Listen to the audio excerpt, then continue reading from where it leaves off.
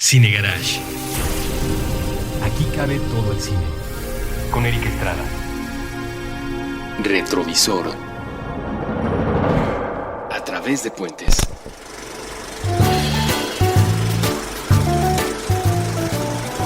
Puentes.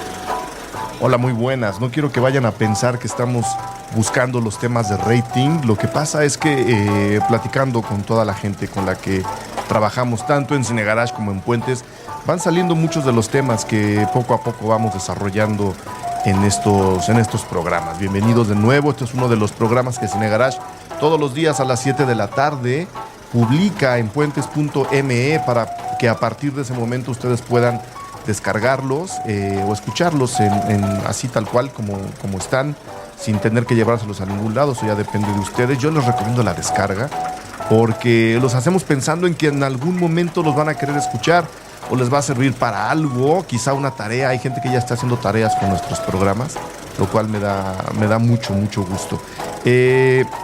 Recuerden que se pueden suscribir a cualquiera de los programas y a Puentes en general a través de Stitcher o a través de Tuning Radio o a través del canal de YouTube que es Puentes MX o a través también de iTunes, en donde están publicados todos los días los programas que aquí hacemos para ustedes. Y pues es la manera más fácil de que ustedes puedan tanto obtener los episodios nuevos como después ir escarbando hacia el pasado y descubrir lo que tenemos desde hace ya algunos meses alojado y organizado para que ustedes puedan usar toda la información y todas las pláticas que aquí tenemos con gente brillante e inteligente como Hugo Corona, que es nuestro invitado de hoy. Hugo, ¿cómo estás, Hugo? Muy bien. Uno de los grandes colaboradores de Cine Garage. Muchas gracias. ¿Cuántas flores? No, muy bien. Y emocionado por el tema. Porque... Es que sí, déjalo presento bien porque los dejé ahí un poco volando con lo del rating. Guillermo del Toro es de rating, ¿no? Siempre que se habla de Guillermo del Toro, la gente llega, se acerca, platica, opina, lo cual está muy bien.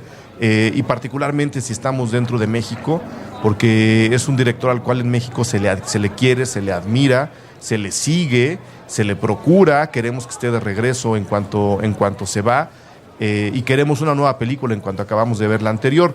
Y a lo que les quería explicar es eso: no estamos escogiendo el tema de Mimic en particular, que es a quien va dedicada este retrovisor, ni de Guillermo del Toro en general, porque sí queremos que nos escuchen, pero nuestra emoción por el tema va más allá de buscar el rating del día. No es la fácil. No es la fácil, exactamente. Simplemente salió porque un día, a través de Twitter, tanto Hugo como yo estábamos queriendo platicar de Mimic y nos dimos cuenta que pues, en el Twitter no nos cabe Guillermo del Toro y decidimos hacerle un programa. No, y ahí déjame poner en contexto también una parte. La verdad es que creo que hay mucha gente que nos escucha o que nos conoce a ti y a mí mutuamente y que se ha dado cuenta a través de lo poco o mucho que hemos colaborado, qué tan diferentes somos. Cómo a ti te gustan unas cosas y a mí me gustan otras, y los dos lo defendemos y creemos en ello. Claro. Y a final de cuentas, llegamos a empezar esta mini discusión en Twitter, que realmente duró 3 tweets. Sí, en @mezclillaguarra y @tushai. Que son los nuestros. De Mimic. Porque yo me di a la tarea, o bueno, más bien descubrí, ya sabía que existía, un programa que produce Robert Rodríguez en el Rey Network, que es su canal. Uh-huh. Donde entrevista a los directores, se llama The Director's Chair. Pueden buscarlo en YouTube y hay muchísimos, ¿no? Entonces un día en la oficina no teníamos literal nada que hacer y nos pusimos a ver la de Quentin Tarantino, que es muy divertida. Y de ahí vimos que estaba la de Guillermo del Toro. La entrevista con Quentin Tarantino. La entrevista con Quentin Tarantino, y vimos que había una plática entre Robert Rodríguez y Guillermo del Toro. Yo vi el programa porque pues, evidentemente soy muy fan de Del Toro y de Rodríguez. Y de Tarantino. Y de Tarantino más o menos yo, la verdad. Ok, yo más. Ahí es donde vienen, ¿no? Ese tipo de cosas. Y entonces llegó un momento en el cual empezaron a platicar de todo este camino que los llevó a tanto a Rodríguez como a Del Toro a hacer cosas. Y llegó el momento de platicar de Mimic. Entonces, lo primero que le pregunta Rodríguez le dice, Mimic. Y como a todo mundo, y creo que también te ha pasado, y a mí me pasó cuando tuvimos la oportunidad de entrevistarlo cada quien por separado, te dice, es la peor experiencia que he tenido Sí. al hacer una película. A mí me es dijo- lo primerito que hice. A mí antes de que sigas, a mí solo me dijo, es la película, es una de mis películas la que menos me gusta. Sí. Entonces siempre, cuando alguien le pregunta o le menciona Mimic, se le nota en el rostro cómo lo sufre. Sí. Y entonces yo puse, o sea, bueno, la plática llega a un punto en el cual Del Toro le dice, claro, y es que entonces tú llegaste a ayudarme para hacer unas escenas que yo no sabía cómo resolver. Que fue muy más o menos como por la temporada en la que estaban haciendo From Dusk Till Dawn Tarantino y Rodríguez. No, entonces tú pusiste un tweet de, claro, por eso le quedó tan feita. Claro. Si Y a mí- si le ayudó Robert Rodríguez, pues por eso le quedó Mimic tan Pues chafita. no, y a mí sí me gusta mucho Mimic y fue algo que yo no sabía, que Rodríguez le había ayudado a Del Toro a dirigir unas escenas, ¿no? ¿Y Entonces, qué le dijo Rodríguez? Esa es la pregunta. O sea, ¿qué le contestó Robert Rodríguez a Del Toro cuando le dice cuando eso, le dijo, es que tú llegaste a ayudarme a hacer unas escenas que yo no, no pues sabía nada más cómo"? se rió y le dice, yo sé que tú no querías que te pagara por ayudarme. Y entonces saca un reloj de Cronos y le dice Del Toro, le dice, Rodríguez, tú me diste esto como paga.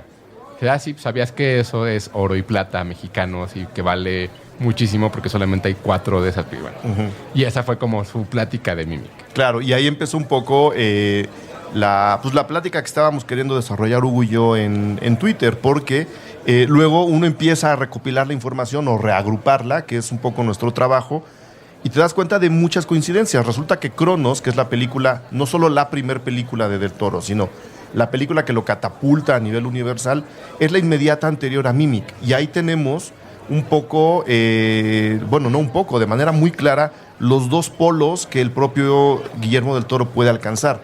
El polo de su obra personal, con su firma de autor, con el tema que le gusta en el país, reflejando el país en el que nació, en una película muy interesante. Y por el otro lado, la película que menos le gusta de él mismo, ¿no? Entonces era interesante un poco tratar de entender, no a Cronos, de Cronos se ha hablado mucho, de Cronos se ha escrito mucho, la película lo merece, Guillermo del Toro también, sino tratar de reacomodarnos Mimic en la memoria, ¿no? Sí. Yo la tengo, digo, a mí tampoco me gusta la película, yo cuando la vi, recuerdo muy bien cuando la vi, porque obviamente venía yo del Cronos, ¿no? Yo sabía que Guillermo del Toro era un director que me iba a gustar en el futuro. Yo solo había visto Cronos. Yo, los famosos programas estos que hizo en la televisión. La Hora Marcada. De La Hora Marcada, que además ahora creo que está recuperando para La Cumbre Escarlata. Creo que mucho de eso está Sí. metido en la película. Ahí se ve. Yo esos famosos programas nunca los vi, por ejemplo. ¿no? Yo sí los vi, pero, ¿sabes? O sea, yo tenía, mira, la hora marcada es del 86-89. O sea, yo tenía literal 7, 8 años. Entonces evidentemente nunca me fijaba ni en los créditos, No, ni me pues no. acordaba, ni nada. Pero sé que los vi, no me acuerdo cuáles dirigió. Yo no los vi. O sea, yo de plano no los vi. Y Cronos, pues evidentemente todo el mundo la ha visto, todo el mundo la ha visitado de alguna manera. Incluso nosotros hicimos un ciclo de cine alrededor de Cronos, donde nuestro amigo Kraken hizo una pintura, Cartel. un print increíble que por ahí debe tener en la venta. Y es exactamente esa parte, ¿no? O sea, cómo marca Mimic su carrera de una manera en la cual entra con el pie derecho antes de Mimic a Hollywood Y y sale sale con el izquierdo. Sí. No, pero es bastante interesante porque después de Mimic, justo lo que sigue haciendo, lo que se hace después es El Espinazo del Diablo.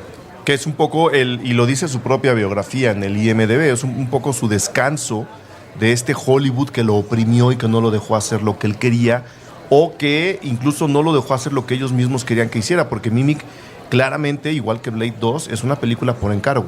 No, a él le dijeron, queremos que hagas esta película. Pero Blade 2 tuvo más libertades. Claro. ¿No? Él inventó este Exactamente. vampiro, hizo muchas cosas ahí. Ese es lo bonito del regreso de Guillermo del Toro a Hollywood. Así es. Entonces yo creo que Mimic, más allá, además de que tiene, llamémosle un fracaso en taquilla, ¿no? Porque la película costó alrededor de $25 millones, que es demasiado para mucho.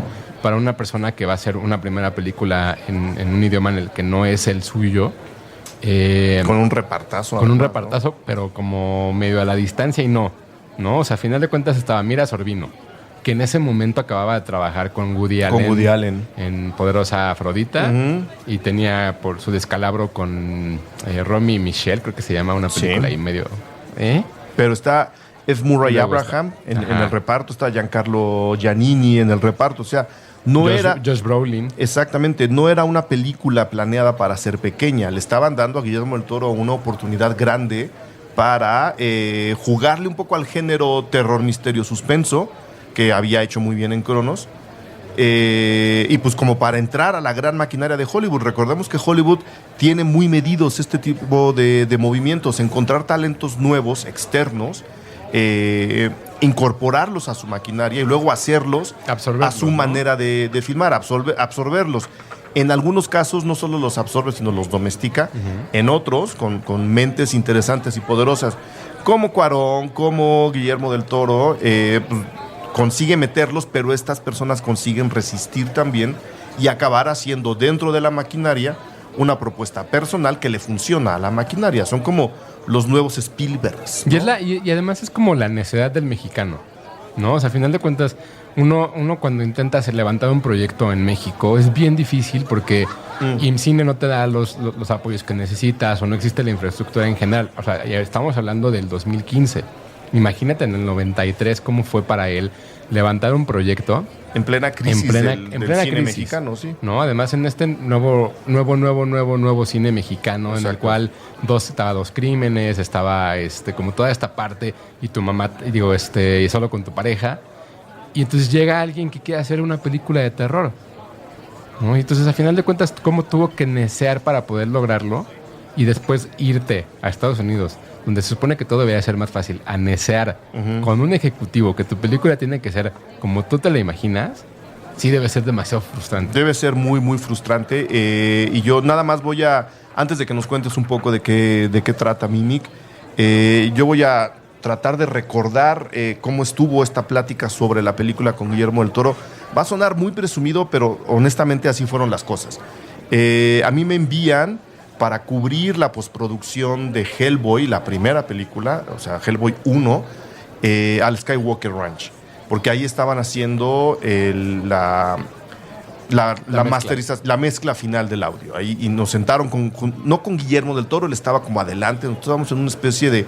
Como cuando los estudiantes de medicina están sentados alrededor de la mesa de operaciones. Ah, eso está increíble. Que pueden ver, pero no pueden decir nada. O sea, ahí nos habían puesto unas agüitas, unas frutas, y nosotros veíamos a Guillermo del Toro trabajar ahí adelante, no muy lejos. Y después de eso, de toda una tarde de ver cómo estuvo sonorizando una secuencia, porque no pasó de ahí, fue una secuencia lo que vimos en, yo creo que 4 horas de sesión, y no acabó, por supuesto. Nos dieron un receso y luego nos dijeron, van ustedes a cenar con Guillermo del Toro. Guillermo viene a platicar con ustedes, y nos sentaron en una mesa muy parecida en tamaño a esta que tenemos, 6, 8 personas, y llegó Guillermo a platicar con nosotros, ¿no? Muy, muy campechano, él ya mucho más relajado, y pues empezó, ¿no?, todo el mundo a platicar con él. Fue una especie de mini fiesta. ¿Eran puros medios mexicanos? Éramos solamente medios mexicanos, ok. solamente medios mexicanos. Pues porque era hablar con Guillermo del Toro, Claro. ¿no? Era el mexicano con los mexicanos. Estuvo, la verdad, muy padre. Y en ese momento alguien le dijo, oye, Guillermo, pero pues es que hemos hablado de todas las películas y a Mimic le sacas la vuelta, ¿no? O sea, ya dinos qué pasó ahí. Y fue cuando nos dijo, de mis películas es la que menos me gusta. O sea, no me gusta hablar de Mimic. La película no me gusta, me la pasé muy mal, fue una pesadilla. No quisiera decir más, pero pues ni siquiera la he vuelto a ver, me decía. Y yo le decía, ¿en cuántos años no la has vuelto a ver? Me dice, no, pues es que no la he vuelto a ver. O sea, la vi 2 o 3 veces cuando estrenó, durante la gira y la promoción, y luego no la he vuelto a ver. 9 años. Más o menos. O sea, así de descontento está. Quizá no con la película, ahora en la distancia lo entiendo. Quizá no esté descontento con la película, está descontento con la experiencia de haber hecho la película. No, o sea, no es que la película sea una basura, porque no lo es. Honestamente, no es una muy mala película. Pero las memorias que esa película le trae a Guillermo del Toro, y lo digo por esta plática que les acabo de describir, para él son muy intensas, incluso muy desagradables. Entonces, de ahí es donde más o menos empezaba la broma del otro día de... Pues que, por eso claro, le quedó chafita. Si le ayudó Robert Rodríguez, por eso le quedó chafita la película. ¿De qué trata Mimic, Hugo? Mimic es una para la gente que no la conozca. Que está reflejada en Nueva York, y empiezan a morir un par de personas por un momento, bueno, por un brote epidemiológico de alguna manera que nadie sabe de qué se está tratando. Y entonces llega el personaje de... O sea, si a ustedes les suena Nocturna, la novela de Guillermo Sí, del Toro, para allá va. es el mismo arranque. de Mira Sorvino, que es Susan Tyler, y ella es una doctora que empieza a investigar. ¿Y qué es lo que descubre? Que estas personas tienen algún tipo de bicho dentro de ellos que resultan ser una especie de cucarachas. Entonces tiene que investigar de dónde vienen esas cucarachas y por qué es que están matando a la gente. Entonces, básicamente es como la premisa. Sí, ¿no? en realidad esa es la historia de la película. Y entonces, a partir de ahí, es ella buscando a este personaje que no sabe qué es, porque es un personaje, a final de cuentas, de esta enfermedad, y descubre que hay un cucarachón gigante en las vías del metro de Nueva York. Que ni idea no suena mal, la verdad. No, o sea, y hemos es visto bastante, películas peores. No, y es bastante original hasta cierto punto, porque al final de cuentas, si uno se enfrenta ahora al cine de terror que existe en Hollywood o en muchos lados, pues es como bastante repetitivo. Sí. No, No, y esto además le daba otro giro. le daba otro giro, especialmente en un momento en el que el cine no estaba tan invadido por zombies. O sea, no es queja, es que antes los zombies no estaban tan presentes en el cine como están ahora. Los zombies aparecen en 2001 con 28 días después. Entonces, pónganse más o menos que tratan de ubicar a esta película en un cine donde no hay tantos zombies, en un cine donde no hay superhéroes, en un cine donde el terror está apuntándole más al suspenso y además con un director que acaba de hacer una película sobre vampiros también muy atípica, ¿no? Porque no es la típica película de vampiros donde vemos corretizas y colmillos claro, a diestra y siniestra. Mimic está justo ahí, o sea, sí representaba un buen momento para una historia como estas con un joven director que había hecho una película muy misteriosa en México. Y que a final de cuentas, en ese entonces en Hollywood también, fuera de que no existía, lo que estaba existiendo en ese momento eran como el resurgimiento del cine independiente, ¿no? Teníamos a Robert Rodríguez, a Quentin Tarantino, a Kevin Smith, incluso Woody Allen estaba en un momento importante de su carrera. Y hacia ese lado estaba volteando todo mundo para ver el cine. Entonces llega una película de alguien que no conoces, con una actriz que conoces por su papá, porque realmente Mira Sorvino en ese momento era conocida Por ser hija de Paul Sorvino. Exacto, pero apenas iba en ascenso y como que nunca despegó. Y entonces hay como varios elementos ahí que hacen que como historia o como película parezca muy divertida o muy entretenida en ese sentido. Entonces, ¿qué fue lo que pasó que no logró despegar? Nadie lo sabe. O no sé si tú cuando la viste. Yo lo que puedo decir honestamente de la película es que empieza justo como un buen planteamiento de película de suspenso horror, pero se acaba convirtiendo en una cosa ya tan disparatada hacia el final, se nota que hubo mucho manoseo en el guión. O sea, la investigación de la doctora pasa a un segundo plano, los enfermos de la supuesta epidemia esta pasan a un segundo plano y la película se convierte en una cacería de un personaje que debería ser una enfermedad o una epidemia y que se acaba convirtiendo en una cucaracha gigante. O sea, le apostó el Hollywood que le amarró las manos a Guillermo del Toro, le apostó al cine de acción en una película que no necesitaba acción, según yo. Y que a final de cuentas mucho de esto que mencionas como disparates tuvo que ver mucho el productor, porque retomando el tema del cine independiente, Bob Weinstein, uno de los hermanos Weinstein, fue el productor. Iba mucho al set a molestar a Guillermo del Toro a cómo decirle y cómo quería hacer las cosas. Sí. Pues a partir de ahí, pues evidentemente la relación entre ellos no funcionaba, la relación entre los actores no funcionaba, incluso una de las productoras terminó dirigiendo varias escenas, Robert Rodríguez termina es como mucho caos dentro de algo como tan sencillo, que parece tan sencillo en ese sentido. Y evidentemente se nota que Guillermo del Toro termina desquiciado gracias a todo esto, ¿no? Entonces hay muchos elementos alrededor de la película que hacen que no florezca y que la gente no la recuerde como debería.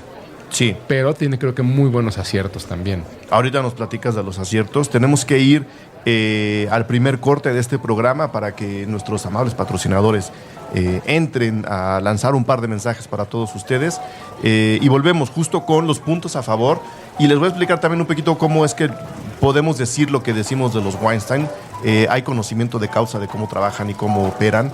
Hay incluso películas donde se burlan de ellos. Ahorita vamos a platicar de ese asunto, pero insisto, tenemos que hacer nuestro primer corte en este retrovisor dedicado, sí, a Mimic. Todavía estamos en Mimic, pero ahora vamos a lanzar un par de ideas y de datos más alrededor de un gran director mexicano que se llama Guillermo del Toro. Ahora venimos.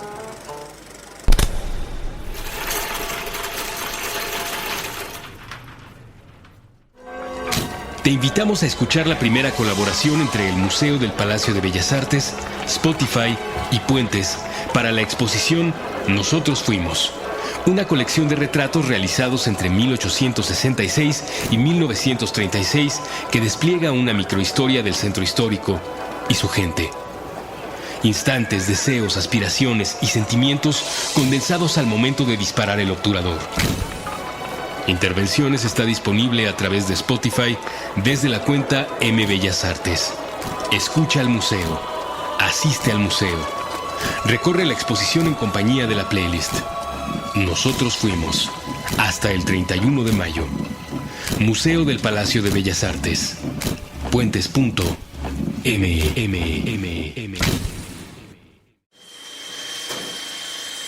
Madame Malé. Conversaciones sobre diseño mexicano. Con Ana Elena Malé. Nuevo episodio todos los jueves a las 10 de la mañana. Puentes.me.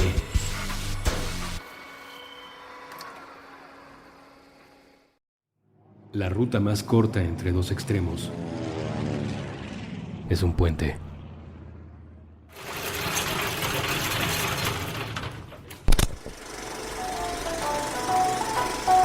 Puentes.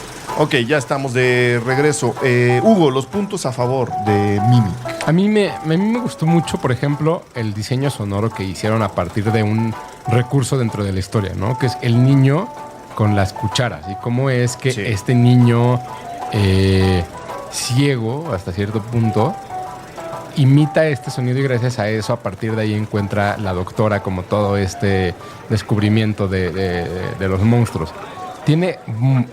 Dentro de las secuencias de acción, tiene un par que creo que están muy bien realizadas. Que la al final, primera, sobre todo. Que a final de cuentas, eso le ayudó a Guillermo del Toro a saber cómo filmar las secuencias de acción de Blade. ¿No? Que creo que también ese es un punto. Bueno, a lo mejor no es tu mejor experiencia, pero te llevas lo mejor que puedes.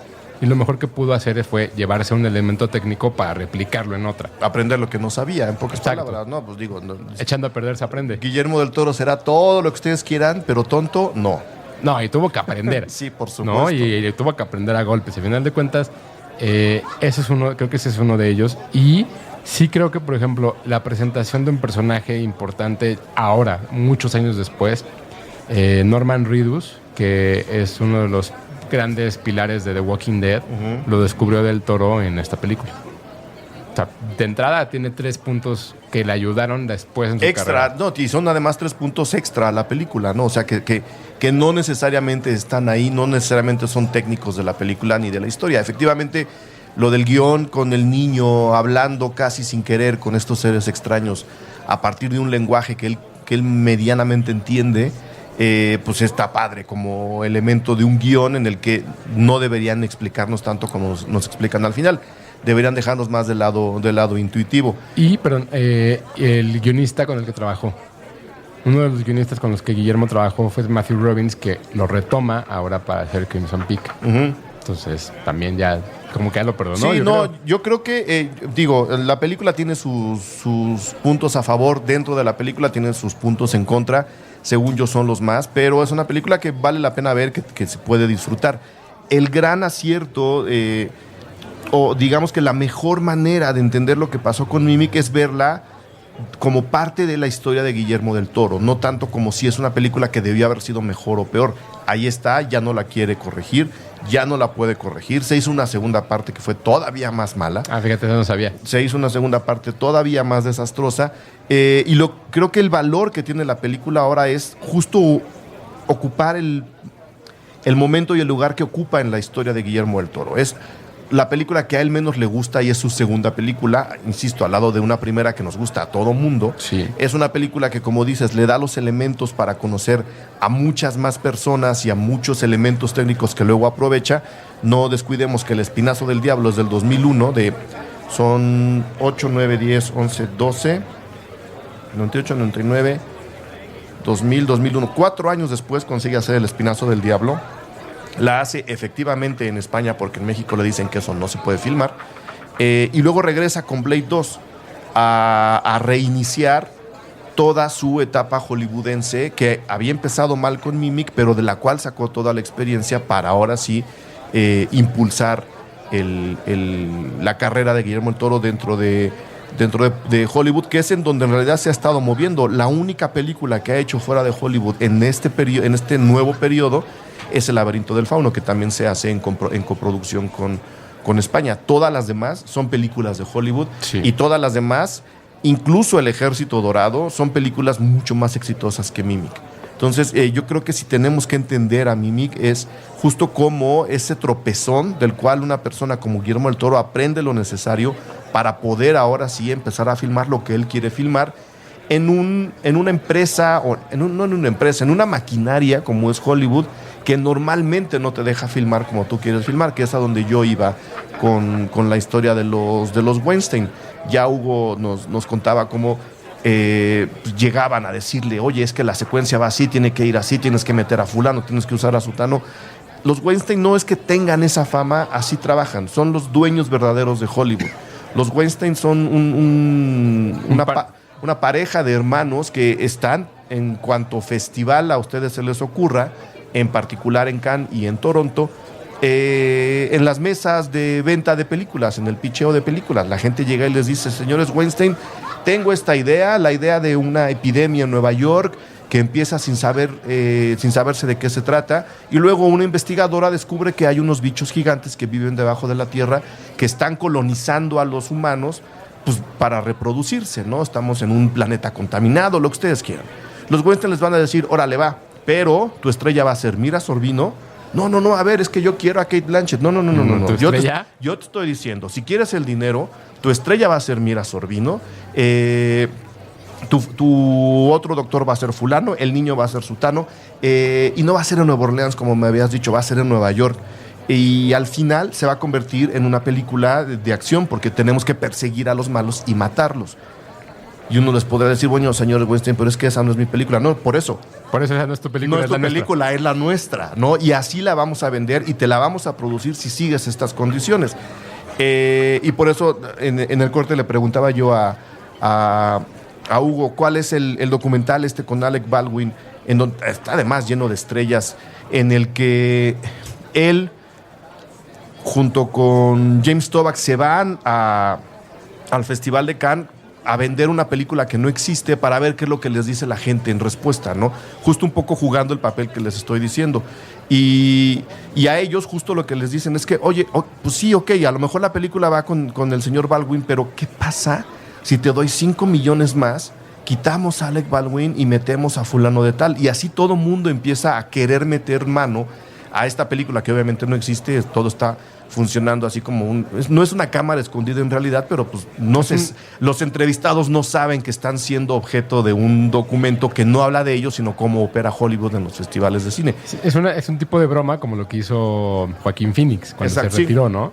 Nada más que esta, pues digamos que tiene la intención de enseñarle a la gente cómo a veces el dinero acaba aplastando un proyecto que en teoría sonaba mucho mejor de cómo acabó realizándose. Se lo recomiendo mucho. El documental es del 2013.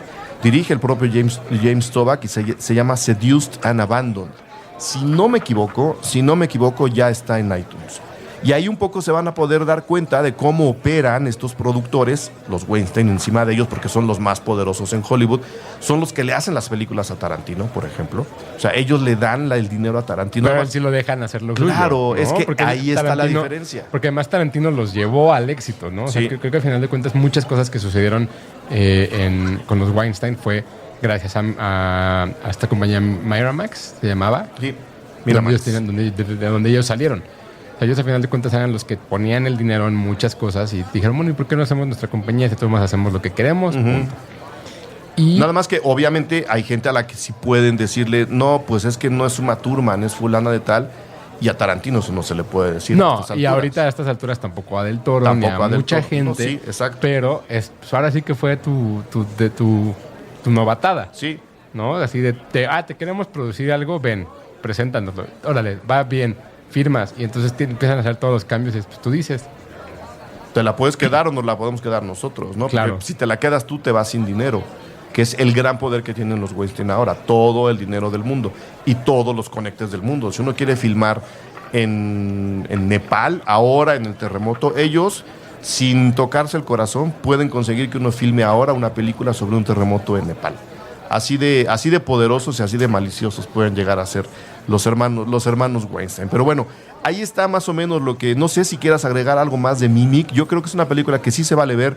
Está en Netflix. Sí, está en Netflix. Yo la revisé justo antes de hacer el programa. Ah, bueno, entonces agréganos algo más. No, pues es que es eso. Creo que al final de cuentas, a mí... No es una película muy oscura. Sí. Es una película, Sí, no sé si premeditadamente oscura. Y hablo de la fotografía, no del tema. Porque, insisto, el tema se aligera mucho hacia el final. No, y fíjate que sucede algo. He visto...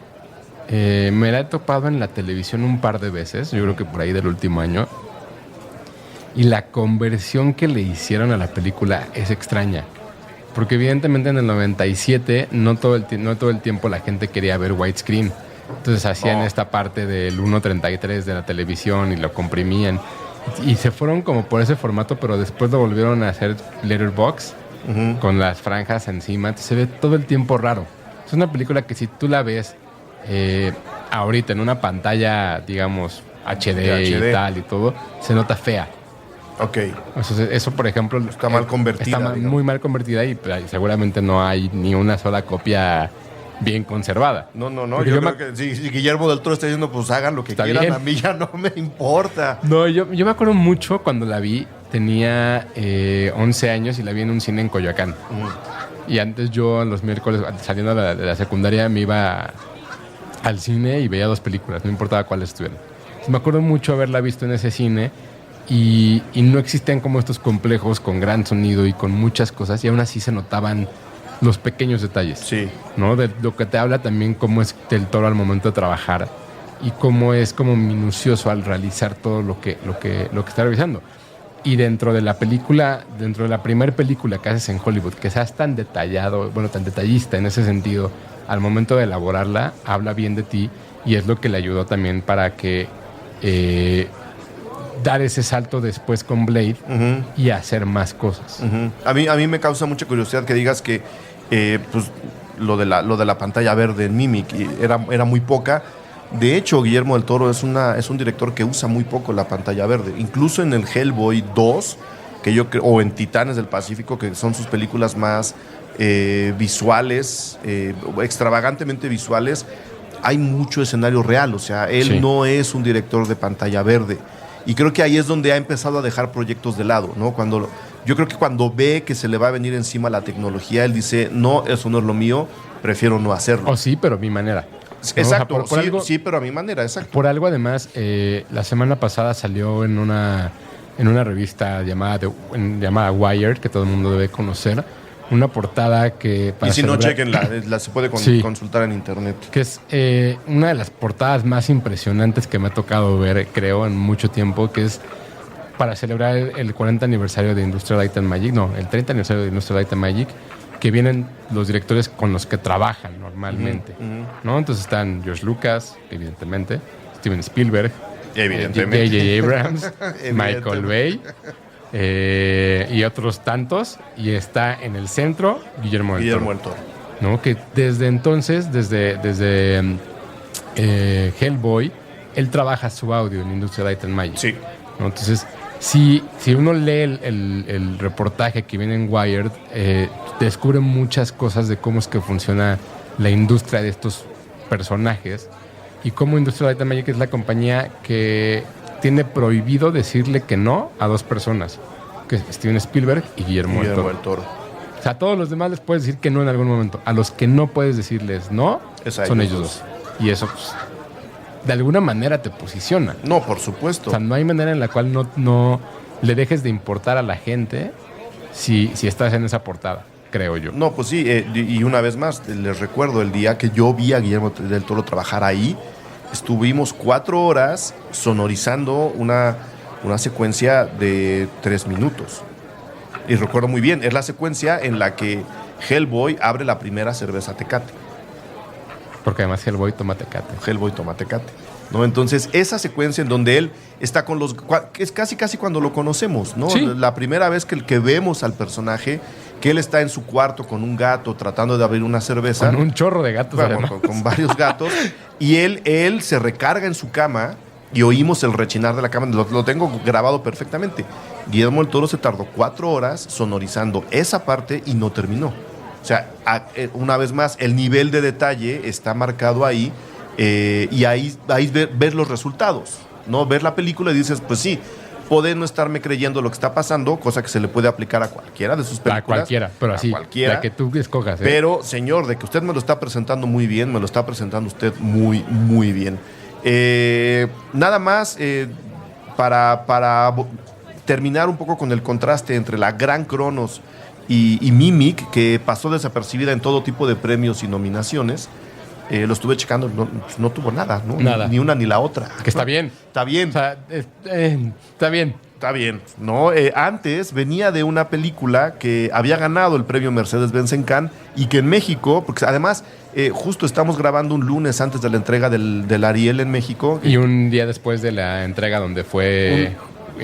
un día después de la... ¿Que es jefe del jurado? De la premiación. No, él no era presidente del jurado, era parte del jurado. De la premiación en Cannes y Guillermo del Toro fue parte del jurado junto con los hermanos Coen. Ellos fueron los presidentes. Ellos juntos fueron los presidentes del jurado. Es más, les puedo leer en este momento la lista completa de nombres de personas en el jurado. Ethan y Joel Coen eran los presidentes. Rosy de Palma, la actriz española, era parte del jurado. Sophie Marceau también. Sienna Miller, Rokia Traoré, Guillermo del Toro, Javier Dolan, el director, y Jake Gyllenhaal. Ese es el jurado en Cannes que entregaron ayer su palmarés. La Palma de Oro la ganó Dipan de Jacques Audiard. Y mañana hay... El miércoles se entrega el Ariel. El miércoles se entrega el Ariel, para la gente que dice, es que el Ariel no puede ser, qué hueva, el cine mexicano. En su momento, el Ariel, la película Cronos de Guillermo del Toro ganó 9 premios Ariel. Hoy escuché a alguien decir, es que es como si estuvieras viendo la Champions y luego estuvieras viendo la Liga Mexicana de Fútbol. Pues yo no sé qué tan mala sea la Liga Mexicana y no sé cuáles serán los parámetros de comparación. Yo creo que son cosas diferentes. También, exacto. No, simplemente son cosas diferentes. Y premian cosas completamente Premian distintas. cosas diferentes. Y la Academia Mexicana le dio a Cronos 9 premios. 9 Yo premios creo que son un chorro. ahí podemos ver que la Academia, a veces sí, a veces no, voltea a ver cosas importantes como Cronos. Ahí te va. Mejor dirección, mejor actor de reparto, mejor guión original, mejor guión cinematográfico, mejor escenografía, mejores efectos especiales y mejor ópera prima. Esos son los Arieles que se ganó Guillermo del Toro.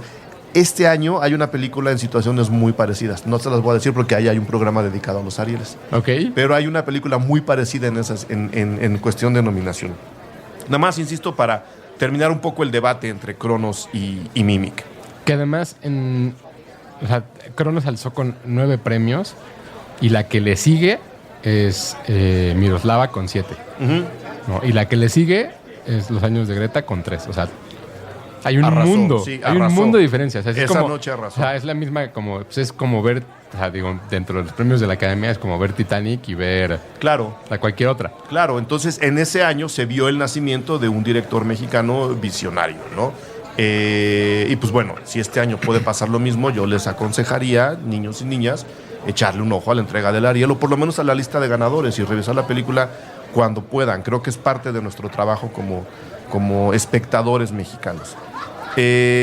¿Algo más sobre Mimic que se nos esté olvidando? Yo creo que no. Yo creo que Revísenla. Revísenla, Si nunca sí. la han visto, véanla. Creo que es una película bastante interesante y que si son fans de Guillermo del Toro van a entender muchísimas cosas que hizo después en su carrera, tanto en Blade como en como en Hellboy, como en Pacific Rim. Hay muchas cosas que están ahí y sobre todo hay una escena que a mí me recordó mucho el piloto que dirigió de su serie The Strain, que retoma, ¿no? Entonces ahí es bastante importante que uno conozca la filmografía de su director favorito, porque uno nunca sabe cuando se le Sí. puede aparecer enfrente.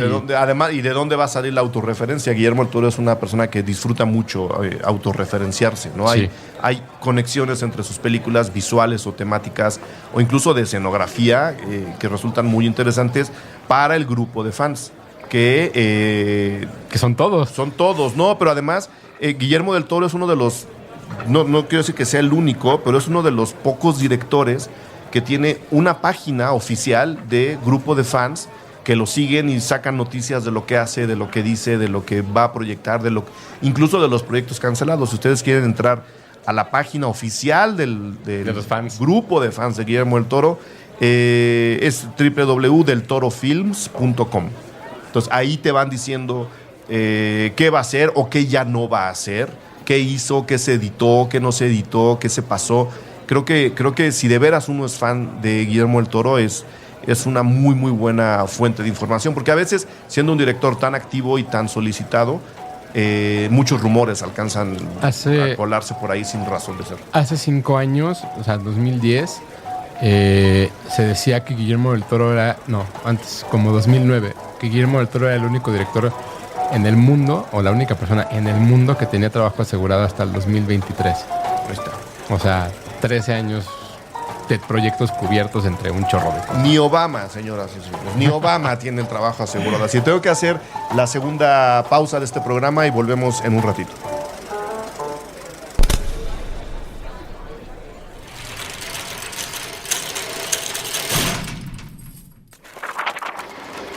Ingeniería mental para mantenernos cerca. Puentes.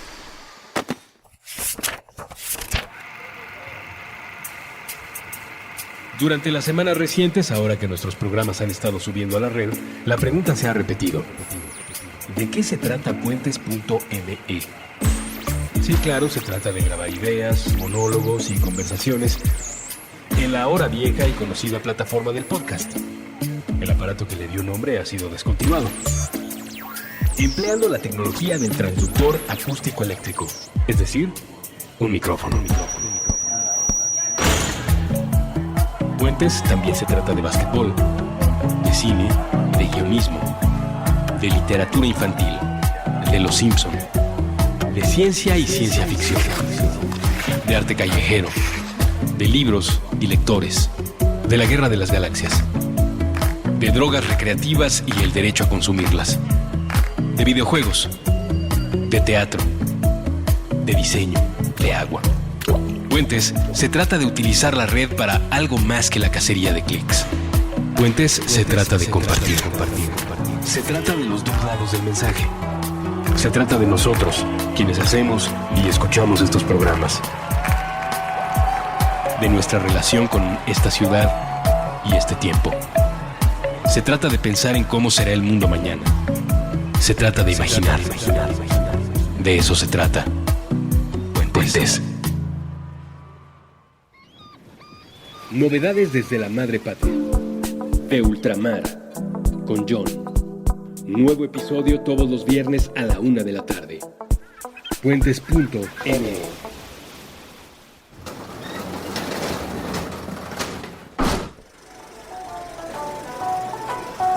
Puentes.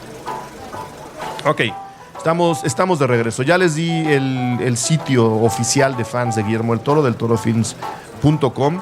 Y tenía por aquí entre mis apuntes, digo, la filmografía de Del Toro es prácticamente infalible. Incluso yo soy un gran defensor de Titanes del Pacífico. Sí, por mucho. A mí La Cumbre Escarlata me está entusiasmando mucho. Justo hoy Cine Garage publicó una fotogalería de 40 fotos de la película.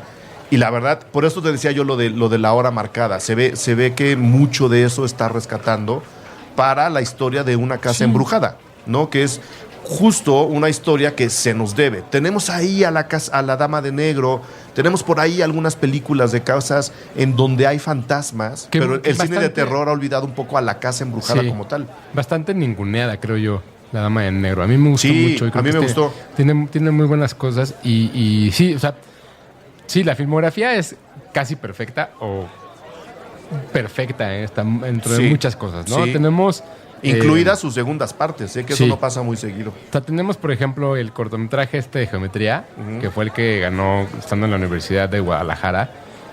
Después de ese cortometraje, donde retrata como una secta satánica, un poco entre comillas, Guillermo del Toro hizo una tesis, y lo que hizo fue no una película, no un cortometraje, hizo un libro de Alfred Hitchcock. Y si hay alguien que creo que conoce a Alfred Hitchcock ahorita en el mundo, es del Toro. Es del Toro. Busquen ese libro, es bien bonito, es un pequeño libro donde hace un estudio de cada una de sus películas, y te das cuenta de lo enfermo que está por exhibir que le gusta a Hitchcock. Claro, porque es un director que no solo entiende el cine de género, sino que está apostando por el cine de género. Es decir, mientras mucha gente anda fantaseando con el famoso cine de arte, vamos a divagar, vamos a amarrar la cámara para que la realidad penetre en mi película, Guillermo del Toro hace todo lo contrario, elabora un universo paralelo en el cual consigue ser completamente artístico y completamente personal, contando historias muy de él. Y ese es el cine de género que creo que no solo México, sino el mundo necesita, ¿no? Por eso resultan exitosas fórmulas como Mad Max, que es cine de género, acción pura y dura. Ese es el cine de acción que el mundo estaba extrañando, y creo que Guillermo del Toro está haciendo cine de género o cine fantástico para tratar de englobar toda la filmografía que el mundo está olvidando, ¿no? Por eso me entusiasma tanto la vuelta a este horror casi tradicional de la Cumbre Escarlata, y por eso me entusiasma también que Titanes del Pacífico ya tenga por lo menos el año de estreno, ¿no? Que es el 2017. Que además ahí es donde viene el qué tan casado está con su visión, que por eso terminó diciendo no al Hobbit. O sea, sí ayudó a la historia, ayudó al guión, ayudó a muchas cosas, pero dijo, ¿saben qué? Si así va, yo no le entro. Sí. Y seguramente tuvo que ver mucho mímica ahí. O sea, como en esa parte de decir, no voy a volver a entrar en este juego. Sí. Entonces hace el libro, hace algunos capítulos de La Hora Marcada, aquella serie de televisión de Televisa. Que creo que si alguien busca en YouTube es muy probable que se las encuentre. Y fíjate que este paso me recuerda mucho a Rigo Castañeda. Paso de La Hora Marcada, ajá, la tele al cine. El paso del cine a la tele. Ah, ok. ¿No? Cómo es que después de Kilómetro 31 hizo varias cosas en televisión y ahora regresa con la segunda. Me recuerda mucho a ese paso. Entonces, a ver cómo le va. Haciendo terror, además. Sí. Luego está Cronos, que, bueno, ya hablamos. Ya la hablamos. Nada más, ¿quieres dar los nombres de los episodios? ¿Los tienes ahí? Sí. Hamburguesas, Invasión, Con Todo para Llevar, Caminos de Ayer y Le Gourmet. Le Gourmet. Luego está Cronos, luego viene Mimic. 4 años después viene El Espinazo del Diablo, donde estuvo muy involucrado Almodóvar también. Según yo, es una película incomprendida. La gente yo tengo que volver a verla. Hizo mucho caso. Sí, no, yo la vi, me acuerdo que la vi también en cine, y la verdad es que no le puse tanta atención, como que me aburrió. Es una película bien interesante, y es una película donde, una vez más, están todos los elementos que a Guillermo del Toro le gusta meter en sus películas más personales. Es horror. Pues bueno, vemos. El fantasma. Hay un fantasma, todo ocurre en un sótano. A él le gustan estos mundos subterráneos, le interesa mucho. Piensen en Hellboy, piensen en la propia Mimic. Estos mecanismos que supuestamente la gente cree que son su única firma también están presentes, no es lo único, pero ahí están. Entonces, es una película que sí exige una segunda vista. Sí. Yo conozco a mucha gente que la primera vez que la ve se queda como de, pues no, o sea, no pasa nada. Pero en la segunda revisión es una historia que entrega muchas cosas. Después, Blade 2, antes de todo este universo Marvel, estaba Guillermo del Toro ahí. Sí. ¿No? Hizo esta parte de No, Blade. pues antes del universo Marvel estaba Blade primero y Hellboy después. Y luego Hellboy, que fue la primera gran película como de cómic, Dark Horse, que todo el mundo vio. Luego tenemos Laberinto del Fauno, que, bueno, premios de la Academia tuvo premios en los Goya, en todos lados estuvo. Algún día haremos el retrovisor cuidando nada más El Espinazo del Diablo y El Laberinto del Fauno, porque en otra plática con Guillermo del Toro, cuando estrenó El Laberinto del Fauno, yo editaba una revista que se llamaba 24 por segundo, y la portada fue una ilustración. Anthony Minghella se llama el ilustrador, que Anthony Minghella, amigo de Del Toro, había hecho para El Laberinto del Fauno. Órale. Entonces conseguimos la ilustración, pusimos la portada, y en el Festival de Morelia, era una de las galas de esa noche, yo le pedí a la chica que le coordinaba prensa, oye, entrégale estas revistas, ¿no? Dile a Guillermo del Toro que de parte mía, de 24 por segundo, aquí están las revistas con la ilustración. Lo que sucedió después no lo podrás creer. No, en serio, lo que sucedió después no lo van a poder creer. Es una de las mejores memorias que he tenido yo en cuestión de experiencia de ir al cine. La chica de prensa estaba tan agobiada porque estaba todo Morelia esperando a Guillermo del Toro en el cine que me dice, ¿sabes qué? No puedo. Entra tú y dáselas. Dije, bueno, ¿no? Me pasan al lobby del hotel donde había un apartadito, estaba Guillermo del Toro sentado tomándose un vaso con agua. Y le expliqué, oye, mira la revista, así quedó, qué padre, que no sé qué, nos había dado una entrevista, medio me hizo la plática, yo ya había visto la película, obviamente él también, ¿no? Y me dice, oye, tengo que ir a la gala, vamos a dejar estas revistas aquí, son demasiadas, no me las puedo llevar, te firmo unas y las regalan. O sea, salió de él la idea, dije, bueno, entonces caminamos al cine que estaba muy, muy cerca del hotel. Pasé con la alfombra roja, yo por delante, él entró después y me dice, no, ven, siéntate. Y me sentó como a 3 lugares de donde él estaba. Él se sentó en el centro, tenía sus lugares apartados. Le dijo a la gente del festival, déjenlo sentar ahí, viene solo. Me senté a 3 lugares, estaba llenísima la sala. Yo no pensaba ver la película, ya la había visto. Y al final de la película, recuerdo haber volteado hacia mi izquierda, que es donde estaba sentado él, y vi a Guillermo del Toro llorar de emoción con la reacción del público ante la película que le estaba presentando. Órale. O sea, emocionado de que la gente estaba conectando con la historia que él estaba contando en ese momento. Que además es súper personal, ¿no? Que es algo que también, por ejemplo, que hice en el programa de Rodríguez, donde lo explica, y dice, es que la historia es la película más personal que tengo. Sí. Entonces órale, está padre. Es una historia padre. Y a lo que voy, justo ese día, caminando a la premier, me dijo, porque íbamos hablando de la película, me dice... Y te diste cuenta, porque él recordó la entrevista a la hora de O'Hara, me dice, ¿y te diste cuenta de lo que te comenté? El laberinto del fauno es el espinazo del diablo, pero en reversa. Son 2 películas que hice espejeadas. Una empieza donde la otra termina. Si un día las ves así, vas a ver cómo pasa lo mismo, pero para el otro lado. Entonces, he tenido muchas ganas de hacer ese experimento desde siempre. Maratón. No he podido. Ya. Maratón. Hay que ver primero el espinazo y luego el laberinto y les contamos aquí en otro programa. Además fue medio ninguneada en ese entonces, en ese momento cuando estrenó, porque Alfonso Cuarón estrenó Children of Men. Sí. ¿No? Entonces, que además tenía como otra cosa completamente diferente. Una vez más, Hollywood encima de un cine que no es Hollywood. No es que una sea más o menos, simplemente Cuarón traía el aparato hollywoodense de mercadotecnia y se acaban comiendo al mundo. Luego entonces, después de Laberintos viene Hellboy 2, viene Pacific Rim, una de las películas más ninguneadas en ese sentido por Estados Unidos y no por el mundo. Y eso es lo que causa que haya una segunda parte ya preparándose. Y después trabajó en el piloto de The Strain y este año estrena Cumbre Escarlata llamero, ¿no? Pues ya, ¿Como creo que agosto? ¿Por ahí? Creo que es a finales de verano, sí. Para cerrar. Titanes del Pacífico 2 tiene fecha de estreno en 2017. Ojalá. Así abierta. Todavía está marcado como que él está en la dirección de Pinocho. Vamos a ver si eso se consigue. Pero antes de seguir, recordemos también la novela que escribe en medio de todo eso. En medio de todos estos, en 2009 Guillermo del Toro pues, publica la primera parte de una trilogía vampiresca que se llama Nocturna. La segunda parte es oscura, la tercera parte será eterna junto con Chuck Hogan. Un libro interesante. A mí no sé si me gustó el final de la primera parte, pero disfruté enormemente leer la novela completa.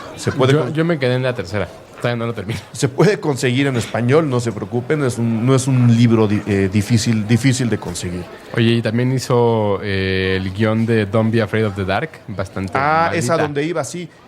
Julio Martínez Ríos, que tiene aquí el programa del Cosmos de Bolsillo. Aquí al ladito está. Aquí al lado. Está ahora su escritorio vacío. Asumimos que la lluvia lo atrapó en la ciudad. Pero él se encarga de hacer entre Alianza Rebelde y el Cosmos de Bolsillo gran parte de la propuesta de puentes para todos ustedes. Él, recuerdo mucho cuando hacía yo la sección de cine en el programa donde él también estaba en las mañanas. Siempre que se hablaba de Guillermo del Toro lo marcaba como un director visionario. Y sí. Como director lo es, pero también lo indican y lo aclaran muchos de los proyectos que ha impulsado. Entre ellos, como decías, El Orfanato de J.A. Bayona de 2007. que es muy buena película. Splice, no sé si viste Splice de Vincenzo Natali del 2009. ¿Es la de Adrian Brody? Sí, Sí, de unos diseñadores genéticos. A mí me gustó mucho. A Es mí una no. película muy rara. Es una película... Son Sarah Pauli. Es Sarah Pauli Sí. y Adrien Brody.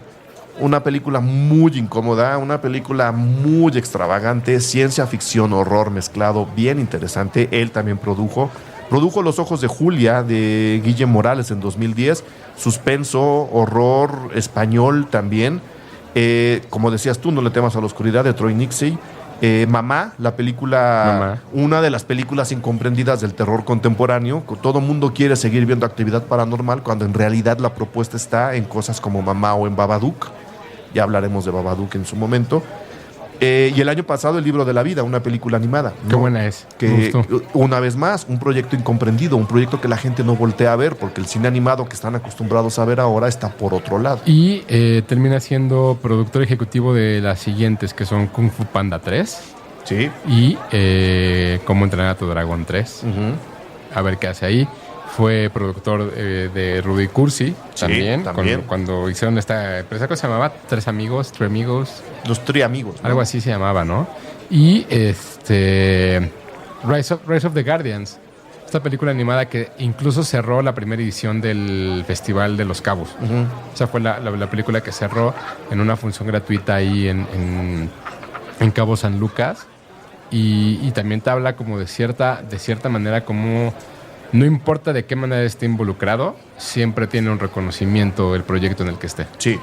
Eso es bien padre y creo que hace mucho énfasis en eso, mucho, como todas las productoras y todos los estudios, el nombre de Guillermo del Toro. El rey Midas del cine. ¿Ya? ¿No? ¿Ya? No acabamos ¿Está de bien? decir que yo creo que entre él y Spielberg podemos armar No, bueno. un top 20 de, o sea, obviamente hay películas que hay que ver alrededor de muchas otras, pero un top 20 Spielberg del Toro nos da para un buen curso de cine comercial, Sí. o de cine de autor de acción, o de cine de entretenimiento de autor, como le quieras llamar. Ese curso de cine de taquilla, Está cine pendiente, de verano, ¿verdad? creo que estaría padre. Está Yo pendiente. le entro. Órale. Creo que sí le sé.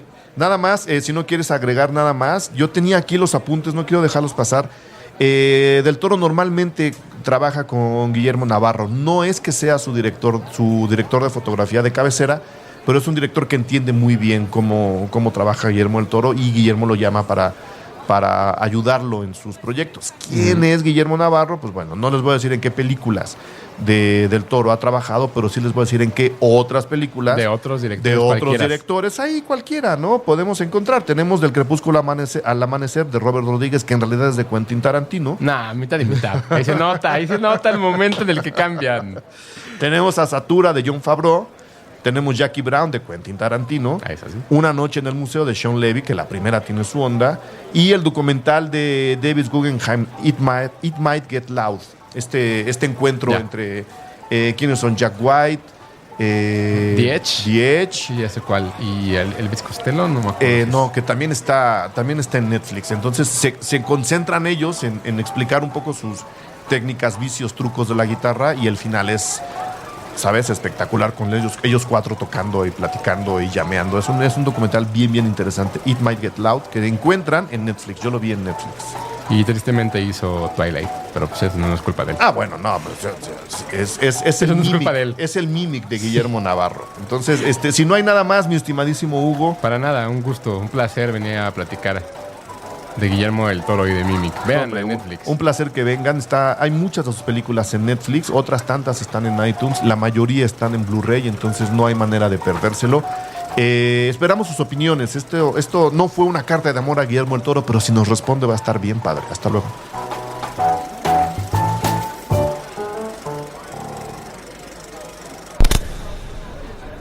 Cine Garage. Aquí cabe todo el cine. Con Eric Estrada. Retrovisor. A través de puentes.